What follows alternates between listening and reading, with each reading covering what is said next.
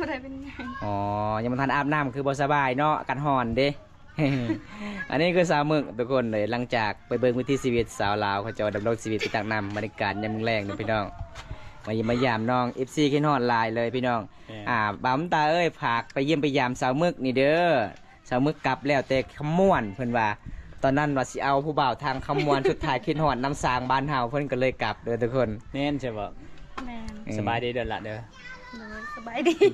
เป็นจังได๋หลังจากไปเฮ็ดงานให้พ่อให้แม่เงินได้จากหลานเนาะ บ่ได้ให้ บินให้3 ล้านกีบแสดงว่าเจ้าใจดีเลยเนาะ ไปจักเดือน อยู่ได้สองเดือน โอ้ถือว่าได้เดือน1 ล้านปลายคุ้ม 3 ล้านกีบก็คือน้องให้เบิดไอ้พ่อไอ้แม่เลยนะ โอ้ใจดีเนาะ ใจดีอยู่ทุกคนเลยคันสิมีผัวนี่แสดงว่าได้ 10,000 กีบก็คือให้ผัวซื้อยาสูบเนาะ เอาสาวมึกนี่วัสนาบุญเด้อทุกคน แม่น ใจดีหลายพี่น้อง ใจดี บ่แม่น FC ลงหมดแล้วว่าอ้วนกว่าเก่าอีก อ๋อเขาบ่ลืมดอกเขามีผู้บ่าวไทยคนหนึงบอกว่าไปหาน้องแหน่พอดีบังเอิญมื้อนี้ครับเขาไปพอดีเลยทุกคนพอดี เคินลายปะไป ยางรถ ไปเฮ็ดหม่องบ่พอเท่าใส่เบ็ดทุกคนเลย เพิ่นไปใส่เบ็ดเพิ่นเอาอย่างในรถเฮ็ดเหือเด้อทุกคนเอาคันทายอย่างหาคู่ก็คือน้องเข้าโหลดซองทีวี23มันได้เลือกคู่หั่น สิถามว่าอยากมาอยู่ประเทศไทยบ่ อยากไปอยู่ อยากไปอยู่เด้อถ้ามีคนหักถ้ามีคนจริงใจกับน้อง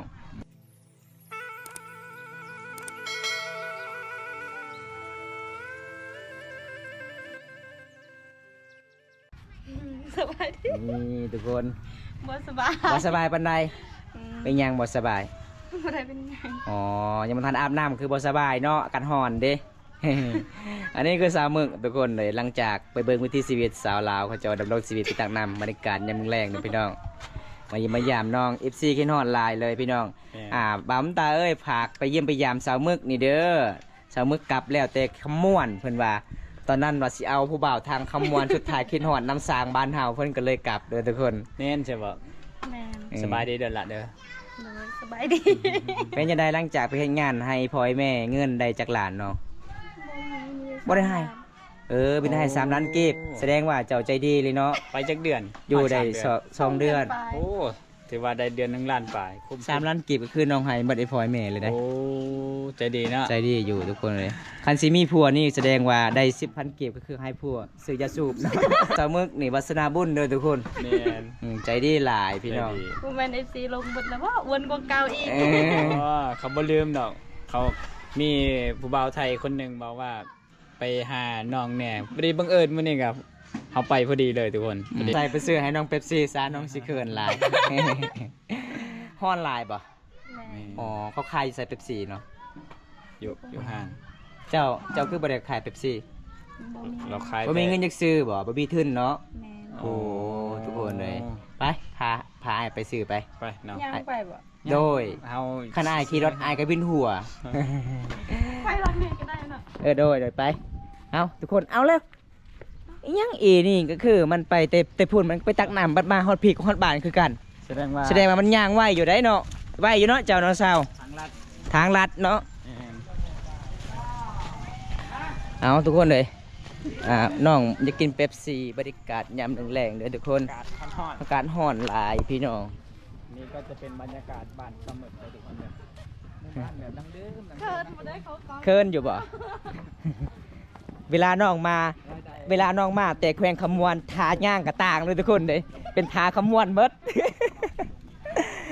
สาวเมืองนองถึกบ่าวขมวนอกหักเพิ่นว่าอกหักย้อนบ่าวสาวเมืองนองบ่มักก็เลย สาวเมืองก็คิดฮอด FC พังไทยหลาย บ้านจองก็ อันนี้เป็นบ้านน่ะเป็นเทือนน้าสาวใช่บ่บ่แม่นอันนี้นะโอ้ทางพุ่นเนาะอืม เฮาติดตาม อยู่หมู่บ้านของน้องนี่มีจักห่านเขาเจ้าขายเนาะ ตามสำหรับไปซื้อเป็นสี 3ห่านโอ้แสดงว่าอุดมสมบูรณ์อยู่ทุกคน น้องเพิ่นก็ นี่ห่านเขาเจ้าขายเด้อพี่น้องอันนี้เส้นทางออกไปเมืองนองได้เนาะเส้นทางออกไปเมืองนองไปแกงอะลองทางนี้ไปแกงลีนทุกคนทางนี้ทุกคน อันนี้ก็คือหอดบอนห่านที่เขาเจ้าขายเครื่องของซีเวนในเขตชนบท เซเว่นบ้านนี่นะ อืม อ่าประตูคักอหลีเด้อทุกคนเลยป้องกันขโมย โอ้ตุ๊ ไหนเลยมือตื้อๆเลย มืดแท้เนาะ ฮะเอาเลย มียังไง เอาตุกใหญ่เด้อ อันนี้ซ้ำๆ ไม่ เล ได้ ย แซ่ ไม่ได้แซ่ปะมียังตัวเขาแซ่นะ อันนี้ร้านค้าในหมู่บ้านประจำหมู่บ้านก็จะขายของซ้ำนั่นแหละขายแบบกระแดกปิ้งนัวมักพริก ตัวได้จะมักเอาไหม ผมมา เอาเออเอาตัวนี้ก็ได้ไอซิกเป๊ปซี่เอาตอนนี้เขาสิกลับบ้านนะทุกคนเลยพาน้องไปซื้อของเย็นๆเพิ่นว่าคันมีของเย็นกะสิเศร้าเมื่อยเศร้าเศร้าเจ็บใจเพิ่นว่าเพิ่นงานก็บ่ได้เงินเดือนนะทุกคนมา มาจะตั้ง น้าบ่าวเพิ่นไม่ยังอันนี้สาวสมึกเพิ่นน้าบ่าวเอาอย่างในรถ ยางรถ เออไปเฮ็ดหม่องบ่พอเท่าใส่เบ็ดทุกคนเลยเพิ่นไปใส่เบ็ดเพิ่นเอาอย่างในรถเฮ็ดเหือเด้อทุกคนเลยบ้านเฮาแบบนี้ล่ะพี่น้องเอ้ยบ่มีเหือต้องเฮ็ดเหือเอาอย่างในใหญ่อย่างในรถใหญ่เด้อทุกคนเลย งานมันจะเป็น ตักยา ตัดหญ้า ตักยางานตัวแทนผู้สาวลายบ่น้อง มีคนมึงนอน7 คน โอ้เฉพาะเขาเห็นเจ้าไล่สดตลอดเลย แมน ตอนนั้นน้องไปเฮ็ดงานน้องไปไล่สดเพราะว่าคำบ่ได้ไล่สดก็ย่านพ่อแม่บ่ได้เห็นติดตามตลอดว่าผู้บ่าวมาหาหรือบ่ทุกคนกายจะนั่นก็มีแต่ผู้ชายเนาะโอ้ ยิงซ้ำกัน4 โดย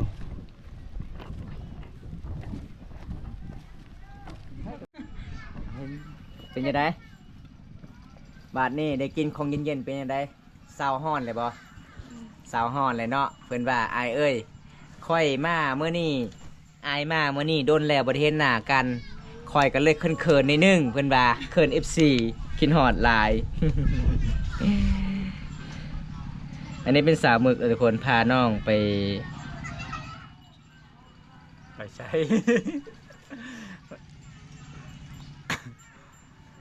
มาเมื่อนี้ได้แควงามแควแต่งใส่ตลอดเลยเนาะรอบที่สองรอบที่แล้วคือเห็นแกะออกเลยโอ้ แต่มันออก พี่ชัยใช่เมืองนองนี่ ยูสิโกน ก็เห็นเขาบอกว่าเมืองนองก็มีเลย นี่แต่มันประมาณ เขาบอกว่าเท่าไหร่100,000บ่ เส้นปลาย 100,000ป้ายอยู่เชฟโปนเนี่ย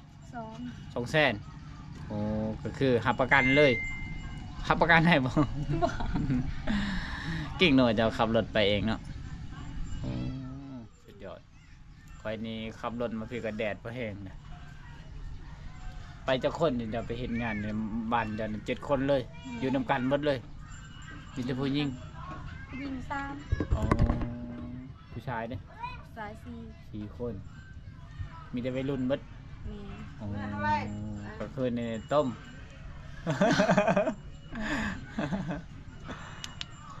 เป็นนั่นนะไปเรา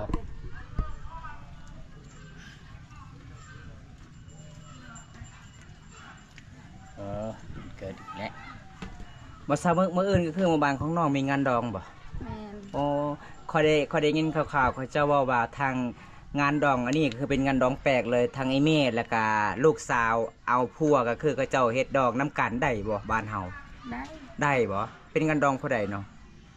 สาวแต่กับแม่เรา โอ้สาวตะเอกับแม่ตะเอ แมน แสดงว่าอีแม่นี่เอาผัวอยู่บ้านใด บ้านคุณซี มันเป็นตามประเพณีบ้านเฮาก็คือ จัดงานดองน้ำกันได้เนาะไอ้แม่ของสาวตะเอนี่เขาดองเท่าไหร่เนาะ บง บ่ฮู้ปะบ้านสาวตะเอได้บัดนี้ สาวแต่กับ บ่ฮู้เอ้าทางหมู่บ้านคนทางหมู่บ้านคนสีผู้เอาอีแม่นี่เขาเจ้าถือหยังมากิน แบ ถือแบก นี่แม่แล้วก็บ้านตะเล้งบัดนี้ งัว โอ้แปลกเนาะก็คือลูกสาวมีงัวอีแม่คือมีแบ่ทุกคนเลย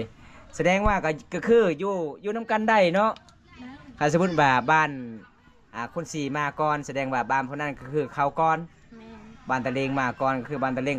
ก็คือเขาก่อน แมน แล้วก็บ้านช่องหมู่บ้านแล้วบ้านผู้ใดไปนอนมื้ออื่นน่ะหรือ ไปเมื่อวัน ไปกลับเบิดเลย โอ้กินข้าวกินน้ำแล้วกลับเนาะ เอาทุกคน ไปเมื่อวันอ้วนแท้อ้วนวะ อ้วนแหละ อ้วน กิโล แท้ เลยเดี๋ยวนี้นะ เอาตัวเองมาได้ ประมาณจักโลเนาะ 60 60กิโล แม่ จะต้องกลับไปเบิ่งคลิปเก่าเด้อคลิปเก่านี่จ้อยๆหนึงเนาะ แสดงว่ากินอาหารแซ่บเนาะไปขมวนเนาะ แม่กินแต่ชิ้นหมูเลยคน โอ้มาบัดมาบ้านเฮาได้กินหยังกินแต่ผักกับแจ่ว แก้ว เพราะว่าทีมงานเฮาเกินฮอดเจ้าหลายได้ก็คือเจ้าทำกับข้าวเก่งๆนี่น้องเอ้ย แม่น ก็คือโอกาสหน้าอายมีเวลาว่างๆอายมาตอนเช้าๆก็คือนัดไว้น้องกะสิซื้ออาหารมาให้น้องให้กินได้บ่ ให้เจ้าซอยจุ ได้เนาะ เฮ็ดจุกินได้น้องกินได้ทุกอย่างเลย แม่น แต่อย่าไว้ใจทางอย่าวางใจน้องกันว่า ทุกคนบ่ได้หยอกบ่ได้แอนน้องเพิ่น อืม ดนแล้วเนาะ โดนแล้ว พอ เนาะ หน้ากัน แม่นคือเจ้ากับบ่ได้ซอยงานดอกเหมือนน้องมื้อนี้บ่ เมื่อ เขาไม่ได้บอก อยู่แต่น้องแบบบ่สบายก็เลยบ่ไปซื้อเขา โอ้บ่สบายเนาะก็คือมื้ออื่นทางหมู่บ้านจะเบามากก็คือน้องกลับไปเบิ่งคือกันเนาะ ไป โอ้ไปเบิ่งคือกันพี่น้องเอ้ย แปลกเลยเนาะเคสนี้ แปลกหลายก็เจ้าตีข้องบ่ตีกล้อง ที่ โอ้เชียงตู่ก็มีบ่น้อง มี มีอยู่เนาะกินข้าวกันน้ำก็คือจะฟ้อนลำเบิ่งเลยฟ้อนลำวงบ้านเฮาเขตชนบทมีเครื่องเสียงเล็กๆคือฟ้อนได้เด้อทุกคนเด้ มันแปลกงานดองบ้านเฮา มันแปลกแต่แบบว่าลูกสาวกับอีแม่แต่งพร้อมกัน แต่งพร้อมกัน ตั้งแต่เกิดมาบ่ใส่ก็บ่เคยได้เห็น ครั้งแรกเลยบ่ ครั้งแรกในชีวิต มื้ออื่น ค กะ รั้งแรก คอยก็ครั้งแรกคือกันได้เห็นเด้ โอ้ ไป นี่ ครั้ ทุ ง ก แร ค ก น คือกัน เดี๋ยวมื้ออื่นบ่ใส่สิอัปเดตงานแต่งทุกคนก็คือแม่กับลูกแต่งดองพร้อมกันก็คือแม่เอาบ้านหนึง เออ ลูกเอาบ้านหนึง แม่น โอ้ แต่ลูกก็คือก็เจ้าไฟทางหมู่บ้านเจ้าบ่าวเอามามีงัวเนาะ มีงัว บัดไอ้แม่มีแบ่บ่ มีแบ่ โอ้ แต่แล้วก็หมูไก่ งูไก่แสดงว่าทางไอ้แม่นี่ เอาพวกเข้าบ่ แม่ แสดงว่าผู้นั้นก็คือมีเมีย2 คน โอ้ ทุกคนเลย แปลกเนาะ แปลกหลายเด้อทุกคนเลยคุณลูกวันนี้ก็คือมีเมีย2 คนคือกันบ่ เด้อ 1 คน ผู้บ่าว เอาผู้บ่าวเนาะโอ้สาวแต้ที่บ่าวไทยบ่าวไกลถ่ายพุ่นเนาะ แม่ โอ้ทุกคนเลยเอาพี่น้องมื้อนี้ก็ได้รับชมงานแต่ง แม่น สาวแต้บ้านตะก่อบัดสาวมึกมื้อใดเนาะงานแต่งเจ้า มีแล้วบ่ ยังบ่ทันเกิด ยังบ่ทันเกิด โอ้เอาเร็วๆทุกคนเลยถ้าให้มันเกิดไวๆสงกรานต์นี่ กลัวว่ายังอยู่ในท้องแม่ เดี๋ยวสงกรารก็จะไปจอบเบิ่งให้ FC ว่าชาวมึกสิไปกับไผ จอบเลิศบ่ได้ไปแน่นอน โอ้ บ่มีหมู่เด้ บ่มีหมู่ เงินก็บ่มี เงินก็บ่มีครับบ่มีหมู่มีคู่ใครเนาะ แม่ ไปกับคู่บ่มีเงินก็ย่าแนมเบิ่งเขาเจ้ากินน้ำปั่นน้ำโอเลี้ยง เกินน้ำลายเอ้า เออไปไกลนี่ก็คือสามึกใจดีเด้ แม่นบ่ เดี๋ยวพอคอยอยู่เก่งเรียนก็เอิ้นอ้ายๆมากินน้ำปั่นน้ำกันเด้อคอยก็เลยขอบใจ มือชงเหือคอยตกใจ เป็นหยัง มันมืด มื้อหยัง คอยบ่เจอแล้ว บ่ชื่อบ่ แม่มันสามึก แม่น เจ้าเอิ้นคะแนนบ่บ่ใส่บ่บ่แม่นบ่ใส่เคยคุยเนาะ แม่นบ่ใส่ขี้คุยเด้ นี่ยันเจ้าขอเงินเด้ นี่ทุกคนเลย อาย FC ถามว่ายังบ่มีแฟนติ ยัง โอ้ยังโสดเด้อไม่อยากกินน้ำปั่นกินน้ำข่าวก็บ่อ้าย แม่บ่ครับ ยูเซโนเด้อทุกคนบ่ใส่ยูเซโนเมืองอุทุมพรครับแข่งสวัสดิเขต โอ้บำตากัดสิบ่ได้ไปละสงกรารปีนี้เพราะว่า แต่มาถ่ายคลิปอยู่เมือง บ่มีเงินสิไปทุกคนเลยเจ้ามึกก็บ่ได้ไปเนาะบ่มีเงินคันเฮาบ่มีเงินก็บ่มีเงินจะซื้อน้ำปั่นก็อายเนาะคันเฮาจับทงน้ำปั่นกับใครแน่ หมู่กินเบียร์เฮากินน้ำปั่นเด้มันก็คือทุกคนเลย แต่ไปเบิ่งยูเซก็บ่คักเนาะ บ่คักบัดแดดๆนี่ป้ากกไม้บังก็บ่มีพี่น้อง แม่ ส่วนหลายเวลาบุญสงกรานต์บ้านเฮานี่ต้องไปเล่นอยู่แกงเลยทุกคนต้องไปเล่นอยู่แกงพี่น้องมันบ่คืออยู่ในเมืองเล่นตามเฮือนตามถนนบ้านเฮานี่ต้องไปเล่นอยู่แกง แกงเล่นเพิ่นบ่สมึก แม่น เป็นแกงเล่น แต่นี่ไปแกงเล่นน้ำมันเป็นลิตรบ่ได้นะ อืม ปลาลิตรหนึงเดี๋ยวนี้ก็ 50ปลายพัน 51แหละป้าตทุกคนเลย ค่อยใส่เมื่อวานนี้50 50บ่แสดงว่าผู้สาวนี่เขาเจ้ารุด อันผู้บ่าวนี่55โลด ถ้าในบ้านเจ้าได้บัด ในบ้านค่อย70 70 อ๋อ บ่ นิดนึง แม่น โอ้ แต่ได้ 100กว่าบาท น้องเว้าแท้เด้อเฮ้ย แม่นลิตรละ100กว่าบาท 100กว่าบาท นสมึก ตอนนั้นลิตร30 โอ้ เดี๋ยวนี้น้ำมันขึ้นน้ำมันลงเงินขึ้น เงินขึ้นน้ำมันลง แม่น โอ้ 70,000ก็คือได้แต่ลิตรหนึงว่ะ2ลิตร140,000โอ้แสดงว่าตอนนี้หาสะบ้านก็ต้อง600,000เนาะ พื่อจะได้ฮอดสวรรค์กับสวรรค์นะทุกคน อยู่ไทยนี่40 บาทนี่เขาก็โวยวายเจออยู่ลาวเฮานี่เงียบกิ๊บทั้งประเทศ คันเฮาซื้ออยู่ในตึกเมืองก็ไข่เนาะบ้านเฮาซื้ออยู่บ้านนอกบ้านเฮาผู้ใดก็อยากกำไรเนี่ยคันจะไข่แบบ50อยู่เมืองก็50เด้ แม่ ต้องขายแบบกันละลายนิดนึง บ่55จ้ะ ขาน้ำมันเด้ บ่ขาย้อนแบบนี้ เอาสมมุติว่าเจ้าเดินทางแต่นี่หาเมืองนอง2ลิตร แม่น เจ้าซื้อน้ำมัน10ลิตรมาคันเจ้าขาย55มันก็ลุกทึนบัดนี้ เจ้าก็จะขายทรมานล่ะวะเจ้าก็ขายอย่างอื่นนำ หยอกเลยทุกคนเลยหยอกเลยทุกคนเฮาก็บ่ฮู้คือกันพี่น้อง แม่น เพราะว่าแล้วแต่แม่ค้าขายทุกคนนี่ผู้ใดก็อยากกำไรแน่ขอมีทุนอยากซื้อต่อทุกคน แม่น แต่ก็มันแปลกเนาะ แปลก ลิตรร้อยกว่าบาท 100 กว่าบาท โอ้ 70อ่ะ คันเสามึกขายลิตรละแสนเลยได้ บ่มีไผซื้อเลยยอมจอดรถทิมไป ทางงานเลย ทางห้างเลยเนาะ ทางงานเลย อืมแสดงว่ามื้อนี้อยู่งานดองพุ่นบ่อยู่ทางพุ่นบ่น้อง แม่น โอ้ กาย หลาย เกียม คนเนาะเขาเจ้ากะเกียมมื้อนี้แสดงว่ามื้อนี้ก็คือเขาเจ้าแห่เคยเก่า แม่น มื้ออื่นเช้าแห่เคยใหม่ เคยไหมเคยลูกสาวบ่ เออ มื้อนี้เคยแม่บ่ บ่เคยเก่าเจ้า เคยเก่าแบบ แบบ กูเอาผัวก่อนเด็ก เออ แบบขอผัว พี่น้องเขาเจ้าเอาก่อนผู้เอื้อยแล้วว่าลูกอายเนาะ โอ้ อันนั้นเป็น แบบ เคยเก่าแห่ได้มื้อนี้เด้ ได้อยู่ โอ้ เคยเก่าก็คือให้เวลากลางคืน โอ้ แต่นี่จนฮอดเช้ามื้ออื่น โอ้ มื้ออื่นเช้าก็แม่น เอาประเภทนี้แปลกๆทุกคนเดี๋ยวมื้ออื่นบ่ใส่จะอัปเดตให้ทุกคนได้ชมทุกคนคือมื้อเดียวแต่ง2 คนเพื่อนเดียว สอง นะ คนเพื่อนเดียว เพื่อนเดียวแล้วก็แม่ลูกอีกนะ แม่ มันแบบแปลกๆอ่ะทุกคนเอาที่บ่ใส่ โอ้งานแต่งสาวแต่เด้อทุกคนมื้ออื่นเด้อ อ๋ออันนี้คืองานดองชาวแต้เลย สาวแต่กับอีแม่ โอ้ แม่แต่แอกับสาวแต่แต่งนำกัน แต่ว่าแม่นเอาผัวนำกัน แต่งนำกันได้ แต่งนำกันคน แต่ ละ เอา บ้าน ผัวคนละบาทนะทุกคน แม่นแต่ว่าเพื่อนเดียวกัน เพื่อนเดียวกัน มันก็แปลกล่ะพี่น้องเอ้ย มีแข่งใดที่ยังมีแบบนี้ทุกคนแข่ง แต่ขะดองสมมุติว่าขะดองกับมันก็บ่คือกันเนาะขะดองเนาะ แม่น สมมุติว่าอีแม่30บาทลูกก็40เนาะโอ้ แต่บัดนี้ขะดองแม่ละจักล้านจ้ะ ยังบ่ฮู้ ยังบ่ฮู้ยังบ่ได้เว้าขะดองอยู่ ยังบ่เว้าขะดอง เพราะว่าแต่ตอนนั้นน้องแบบบ่ได้อยู่บ้าน บ่อยู่บ้าน โอ้ แต่ตอนนี้น้องฮู้จักขะดองเซามึก น้องเซามึก60ล้านกี่ ปอตัวขึ้นแหละเช้ามื้อ ขึ้นแล้วน้ำมันขึ้นเด้เพิ่นว่า น้ำมันขึ้นกระดองกันขึ้นแล้ว นี่เมื่อคืนตอนนั้นน้องลดหลายเลย50กาย50 30 30 กาย30ก็15เอ้าเพิ่นว่า ยังบ่ได้อยู่ ยังบ่ได้ บัดนี้น้ำมันขึ้นมันขึ้นอีก ขึ้นอีกได้เพิ่นว่า โย เพิ่นไปเฮ็ดงานจ้างได้ขมวนฮอดบ้านล้านหาอู้ แพงเนาะ ตอนมา4,500,000 ตอนมาซีแซนาบ่ต้นกลับล้านปลาย จากเซโนไปมาเมืองนอกเนี่ยเขาเอาจากแช่ 3แสน บ่ฮอดซิโนบ่แม่นจะแต่ซิโนฮอดสิโปน200,000 200,000 โอ้แสดงว่าลายเทือจ้างรถ แม่มัน แต่สิโกนจ้างเมืองนองอีก แม่น แต่เมืองนองจ้างหาบ้านตะกออีก แม่น โอ้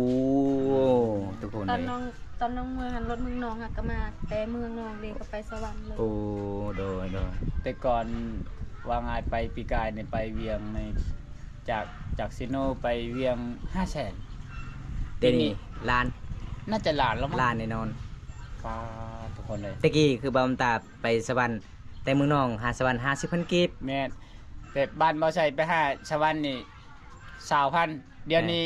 แสนปลาย แสนห้า แม่ ตอน น น้องเมืองหันปักซันฮาซิโนแสนเศร้า โอ้ปักสันเจ้าก็เห็นเนาะ เห็น ข่อยบ่เคยเห็นเลยได้ปักสัน ตอนไปเฮ็ดเวียกอยู่เข่งบุรีคำไซ โยแขวงบ่เรียกคำใส่ภาษาบรูก็มีบ่เท่านั้นบ่ มีด นี่เนาะ เขาว่าจังได๋สบายดีนะ โมโหภาษา บ่ฮู้ภาษาก็บ่ฮู้ ภาษาเขาโม ภาษาคนเรา เขาบ่ได้เอิ้นอันนั้นภาษาเหนือเลย เออ แม่นมันเป็นชน ค เผ่าน ข เรา โม สูงเนาะ แม่ คนละสูงภาษาต่างกัน แต่ว่ากินข้าวก็บ่ได้เอิ้นคือกันเนาะจะแตกต่างกันเนาะ กินข้าวก็คือจะโดย จะโดน อยู่ที่ไหนอยู่ที่เมืองนอง ะค แข รับ งโซนเขตเด้อ ชายแดนลาวเวียดทุกคน สวัสดีสาวคนสวยขอบใจเนี่ย ใจเด้อ นี่ เขินเลยดิ เคินนั่นเด้ โดนบ่ได้เข้ากองเนาะ แม่น แม่น มามื้อนี้แฮงงามเลยทุกคนเลยแฮงงามหลายเลยทุกคนเลย วน ขนาดน้องไปเฮ็ดงาน2เดือนกว่าเด้ ชา คัน ม 3เดือน2เดือนเนาะ 3 เดือน 3ฮอด ส แล้ อ ว งเดือน สอง สาววัน 2 เดือน20 วัน อ๋อบ่ฮอด3จ้ะ สองวัน เป็นหยังเจ้าคืออยากกลับงานเบิดบ่ ยัง ยัง แต่อยากลับมันยากเพลงลายเขาขายเครื่องกิน โอ้กินเองเบิด แมน เข้าเด้ เขาก็ซื้อเองกินเอ โอ้ ง ก็เลยบ่ไหวคือกันเนาะต้องอยู่บ้านเฮาก็คืออยากกินหยังก็ต้องไปหาเองเนาะไม้ก็มี ถ้าสมมุติชาวเมืองอยู่ดอนนี่ชาวเมืองฮู้จักอาณาทินอีกอ่ะแฮงบ่ได้เก็บเงินอีกชื่อเด้เลิกงานมาก็ไปเล่น บ่มีหมูไป บ่มีมือป่วยบ่แม่นหมู่ชุมชนหมู่บ้านบ่นะฮะหรือว่าแบบ มีซุมซนหมู่บ้านแต่แบบเขาบ่ได้เฮ็ดเขาบ่ได้เข้าเฮ็ดเวียกอยู่หั่นดีแบบมีแต่จูน้องมาบ่มีคนแบบลูกน้องก็บ่หลาย โอ้ คนน่ะสองผู้เมียแล้วก็ผู้คอย7 คน โอ้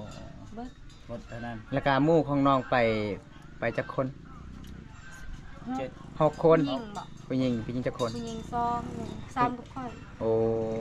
แล้วก็แม่นผู้ใดหลายที่สุดเอามือหอนเฮือนหอดสาดเงิน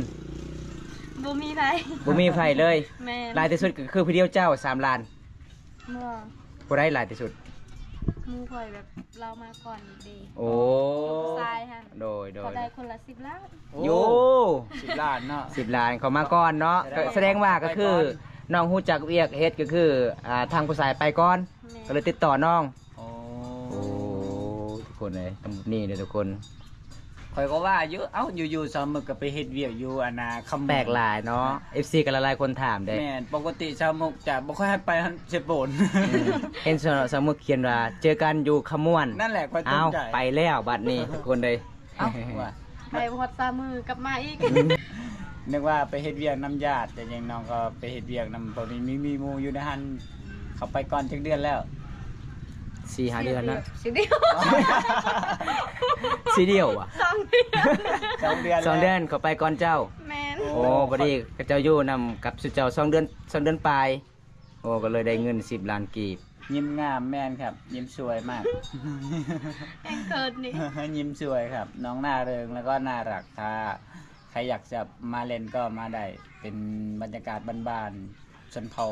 มะกอกทุกคนเขตชายแดนลาวเวียดนาม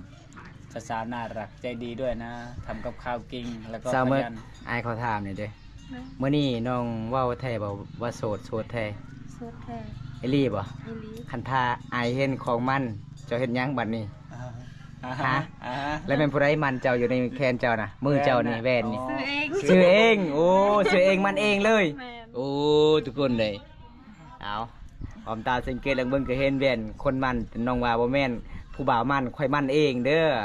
ซื้อเอง60,000 60กีบบ่ แม่ โอ้งามเนาะคันมีแฟนก็คือเจ้าใส่มือแฟนเลยฮะ มันแฟน มันแฟน ถอดจากมือเจ้าของไปมันผู้บ่าว เออ ผมชื่อใส่ด้วยครับเด้อใส่สตูดิโอครับบ่าวใส่ โอ้การฮ้อนเด้อทุกคนตอนนี้เวลา5 โมง 7 นาทีโอ้ฮ้อนเด้อทุกคนบ้านเฮาพี่น้อง แต่ก็เริ่มเย็นแล้วนะ บางคนถามว่าเป็นหยังคือบ่ได้ใส่แอร์บ้านเฮาบ่มีแอร์ขนาดพัดลมก็ยังบ่มีเนาะ ไฟฟ้ามีอยู่ทุกคนพัดลมก็ยังบ่มีเพราะว่าน้องๆหาเงินหาคำซื้อเอพ่อแม่ซื้อเกลือซื้อพิโนก็ยังบ่ทันได้มีทุกคนเลยน้องคนนี้ บ่าว สู้ ใส่ ชีวิต บ่าวใส่บ่แม่นนั่นน่ะยาวใส่ บ่าวใส่เด้อครับเด้อซอสร้างแล้วก็ ยอยุ่งบ่ สาวมึกมาวันนี้ลมณ์ดีตลอดเลยมีความยิ้มเลย แม่น นี่ ร่าเริงนะ มาสุดก่อนนี่เวลาไลฟ์สดนี่น้องโอ้อ่านเก่งภาษาไทยเก่งเด้ แม่น ขณะน้องเรียนจบป .5 บ่โอ้จบป .5 เก่งภาษาไทย เดี๋ยวนี้สุขภาพแข็งแรงแล้ว มาตอนนั้นงอนๆเงียบ เออ ๆเดี๋ยวเป็นโน่นเป็นนี่ บ่แม่นตอนนั้นเฮาไปเยี่ยมยามบางทีก็เป็นบ่สบาย แม่น 3-4เทื่อไปบ่สบาย ไปสุดก่อนกับเป็นฟรีอีกนั่งบ่ได้ยืนบ่ได้เป็นเพิ่นว่า ปีกายนี่ เออ ปีนี้รู้สึกว่าน้องก็ปกติแล้วแล้วก็อ้วนขึ้น ปีกายนี่จะจ่อยเนาะ แม่ขนาดน้องไปอยู่2 เดือนเลย แม่ คันอยู่3-4 เดือนนี่ เอาเลย บ่ชื่อเลยว่าสามึก เป็นชาวอะนะคำมวนเลย สาวขมวนเลย แม่นครับเบาใส่ครับทุกแล้วครับ บางไงก็ได้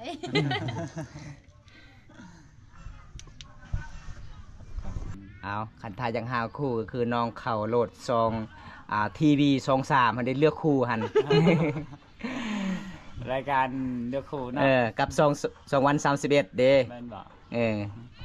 ได้ แน่นอน แต่เขาสิอยู่น้ำเฮาได้ FC ถามว่าอยากมาอยู่ประเทศไทยบ่ อ